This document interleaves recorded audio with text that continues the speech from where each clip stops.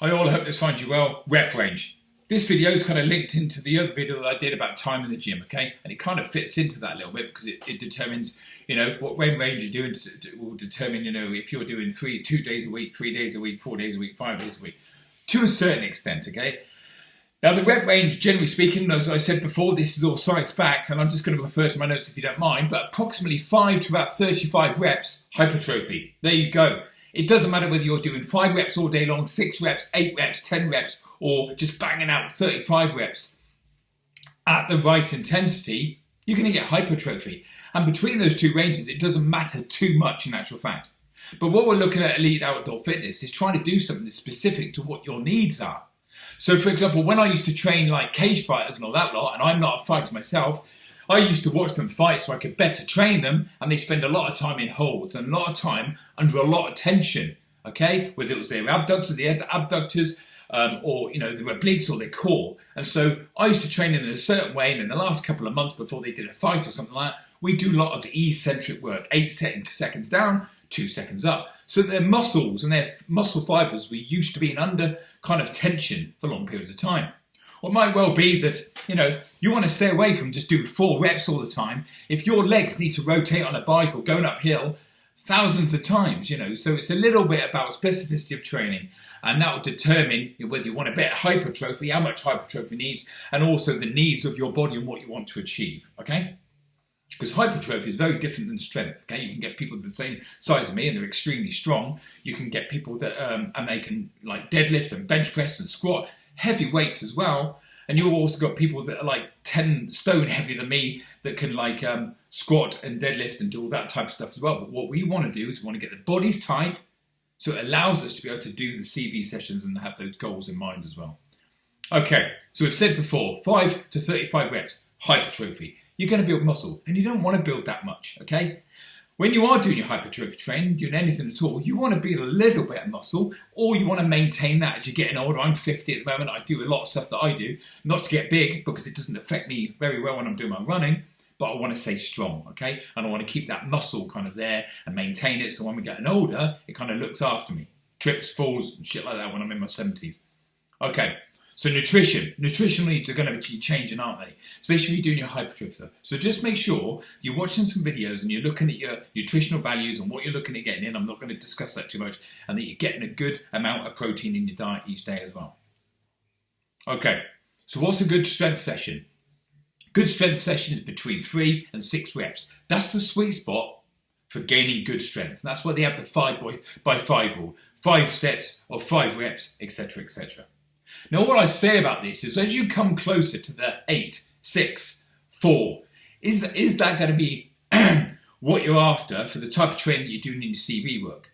Yes, to a certain extent. No, in other factors, in other ways. In other words, you want to be a little bit powerful because you might have to hit a bloke up or you need to go and do high rocks or whatever. You want a little bit of power, but you also want a lot of strength and you want a lot of muscular endurance. And that will be determined in what rep ranges you're in. And so I would suggest that you mix it up and you do high reps up to maybe 30s, 50s even higher. You're in that hypertrophy range, but you're also kind of working at a higher rep range with a lighter weight, putting a lot less stress on your body. It's in the middle rep range of say 12, 10, 8 and 6, etc. to build that strength that's needed.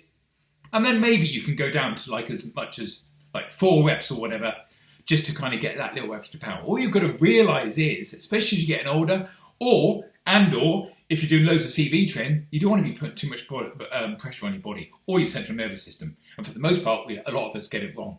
And that will kind of hit your central nervous system, you'll get tired, and over a period of a few weeks, you'll start declining in your training. And that's essentially what most people do. So going into the lower rep range is going to put a lot of pressure on your joints and your ligaments and your tendons, stresses that you don't need, okay? That you will benefit from doing higher rep range because you put less overall strength on them, too much pressure on them, as it were. You've also got to consider how many times a week you're training. If you're doing 3 times a week and you're spending a lot of time in those rep ranges, then you just need to come off the sets. So whether you're doing 3, 4, 5, 6 sets of like 35 reps or 20 reps or 25, 22, 20, 18, 15, etc. You just need to be aware of how many sets you're doing. because when you go into the heavier stuff, you would probably be well versed in doing less sets. And if you're training your full body on a Monday and a Wednesday and a Friday, you need more time to recover than that. So that's a consideration.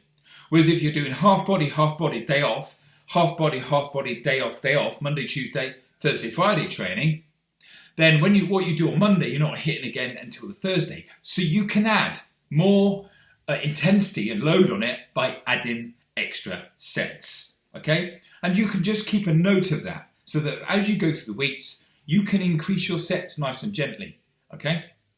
The key is for this is to get the balance right, because if you're just going to go and get a training program for somebody that's just doing gym work, that's great, but you're having CV in there as well.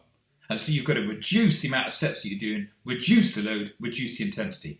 But the takeaway from this is, and the most important thing is that whether you're doing 35 reps or 20 reps or 12 to 20 reps, and then less than 10, 8, 6 kind of rep range, you just need to change the number of reps that you do towards the failure. And what I mean by that, I didn't explain that very well.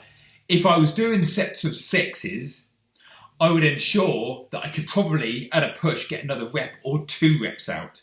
So when I'm doing 6, I'm putting a weight on there where I could probably do a couple of extra. So I'm getting quite close to my maximum, but I'm not in my maximum.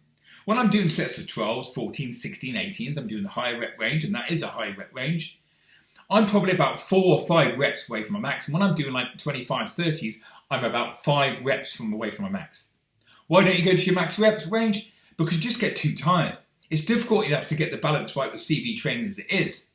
But if you're doing the high rep range and you want to make fundamental differences to your body, you want to look better, you want a little bit of hypertrophy each week, or to maintain the muscle mass that you've already got, you want to build your strength, a little bit of power and good muscular endurance as well, you need to tax your body.